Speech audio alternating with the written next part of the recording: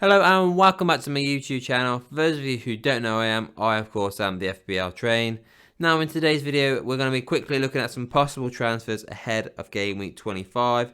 Now I'm not going to lie, I'm finding it difficult on what player I'd fancy going forward after this game week, but I have come up with 3 transfers going into game week 25. Now obviously game week 24 isn't finished, got one more game, that is obviously Liverpool versus Everton, so Gakpo still does have one more game to play. But I figured I'd do this video before that game anyway. So, let's look back on the game week 24 transfers then. So you can see them there, Reece James, Mbeumo and Gakpo. So first of all, we've got obviously Reece James. Now, I did say when I did this video, well, the previous video, this is obviously going to be a massive gamble. But you never know, it could have a massive upside. Now, he only scored 1 point against West Ham. So, it's not started off great, has it really? So, I was kind of hoping maybe for at least a clean sheet on this one, but it didn't happen at all. He conceded a goal, he only played 60 minutes, and he also, in that time, came away with a yellow card, so he only came away with 1 missed point. So, first player on here has been an absolute disaster so far, but I still think he'll do well going forward, providing he does obviously get the minutes on the pitch. So yeah, 60 minutes was a bit of a shocker. I thought he'd play a bit more. He didn't, he only played 60. Brighton away next to him, so that is also a tricky game, but like I said, he does have massive upside if he gets to the player he once was. But we have yet to see that just yet. I mean, the fact that he's playing, though, is a big bonus because obviously he's so injury prone. So hopefully he can stay fit, particularly when he hits game week 27 because he's got Southampton at home and then Leicester in 28. Next, obviously, was Mbeumo, who was also disappointing just because of the fact, blank. This is a guy that's usually, week in, week out, absolutely unbelievable for Brentford. He's playing against the Spurs side who, let's face it, they just don't bother defending, and somehow Brentford did not score in that game. They lost 2-0 to Spurs. So obviously Mbeumo blanked. He did play 90 minutes. But yeah, that was overall a very disappointing performance from him. Now obviously if you did have him, or if you do have him, I wouldn't be any rush to get rid of him, because his next 3 fixtures against West Ham, Leicester and Everton. But yeah, apart from that, it was disappointing. They're not going to score every week. Obviously, it would have been nice, and it was probably expected that he would score against Spurs. He didn't, but like I just said, those 3 fixtures coming up are pretty tasty if you're an Mbeumo owner. And the final player on here is obviously Cody Gakpo. Now, I've got this guy in the green. He's got 5 points so far, and he's still got, obviously, that Everton game yet to play, so he could score even more points. You never know, he could get a goal or maybe another assist, which, of course, he's already had so far this game week, where he got that assist against Bournemouth. So, a lot of upside still for Cody Gakpo, should I say, coming up. Will he score? I mean, I kind of think he will, for being honest, because he's in quite decent form currently right now. And then, yeah, I wouldn't worry about his fixtures going forward, because Liverpool, they're unbelievable at this moment in time. I mean, the fact is as well, he's got a double game week, should I just say as well, full game week 25.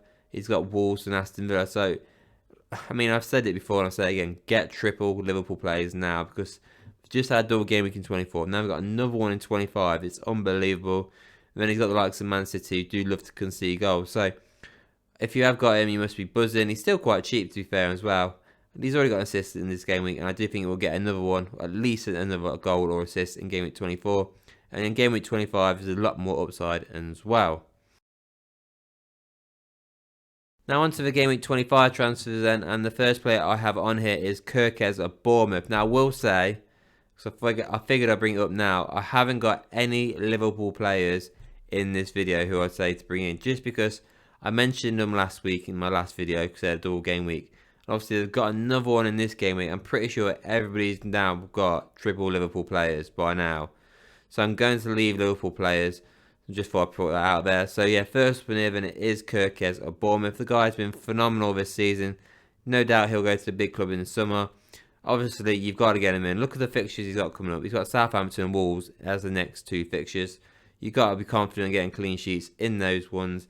Bournemouth and Spurs and after that, and those 2 are hot and cold. And you could also say Brentford as well. Brentford are awful away from home. So the fact that Bournemouth have got them at home, I'd be very, very comfortable having Kirkez on your team. And especially as well, because there are a couple of teams that are going to be blanking in game week 29, which you'll see later on as I go from the next couple of players. So that's also a bonus, the fact that he does have a fixture in game week 29. So the midfield change then I've gone for is Jacob Ramsey of Aston Villa. Bit of a gamble this one, just because the guy is definitely a minutes risk. He's been known to having injuries in the past, so you're probably wondering why I'd say go for him. Because also, you got to remember, Aston Villa have just brought in the likes of Marcus Rashford and Asensio, and they've also got the likes of Liam Bailey, who are all fighting for position with Jacob Ramsey. So he's got a lot of competition going forward. He only scored 1 point in game week 24, which was disappointing, but he did obviously go off at half time, which is probably the main reason. And Aston Villa were having a pretty poor game. But before then, he was looking pretty good in all fairness. He came back into the team, way back in game week 19.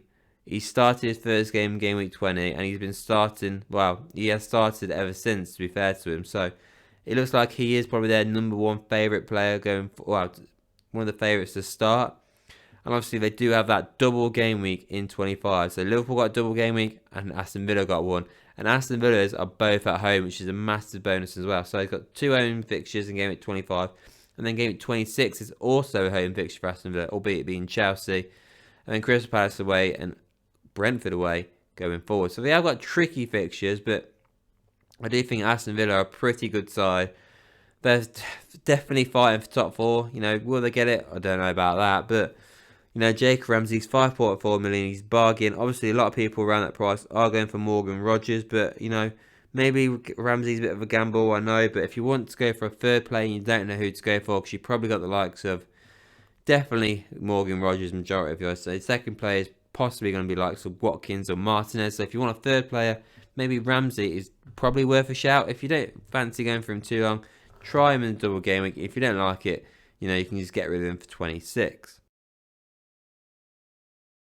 Now, the final player on here is, of course, Mateta of Crystal Palace. Now, I've said it for the last few weeks. There's not really a lot of strikers that I do fancy. Now, I could obviously mention getting Ollie Watkins in. He's currently got, he's got a knock at the minute, so we don't even know if he's even going to be playing in this double game week. He didn't play in the FA Cup, so that's something to, take note as well. So it's going to be interested in what to do with that. So what other strikers are there? Obviously Chris Woods, a man in form. Gakpo, who I mentioned the other week, is a man in form. Kai Havertz is now injured. Nicholas Jackson's got a knock. I mean, Haaland did score a couple of goals the other night, but yeah, I still don't like their fixtures. Aston Villa's then, Man City. So there's not a lot out there, but Mateta is a man currently in a bit of form right now. He's got 2 goals against Man United in game week 24. He scored 2 goals against West Ham in game week 22. He's got a goal against Leicester, a goal against Chelsea. He's in hot form currently right now. And his next fixture, Everton at home, pretty decent. 26, he's got Wolves away, pretty decent.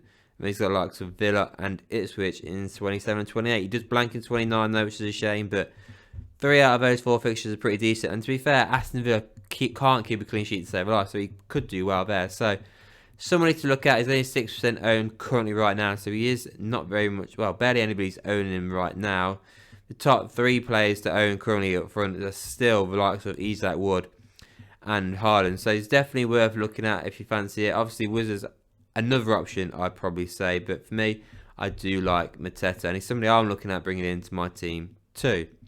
So then, those are the 3 transfers I'm going to be recommending for game week 25. Kirkez, Ramsey and Mateta. Obviously, Ramsey is the gamble. Kirkez is definitely, the more stable pick. Mateta has been known to get rotated now and again, but he is in hot form right now. So let me know what you think of those 3 transfers going forward. Let me know what transfers you guys are thinking about doing ahead of game week 25.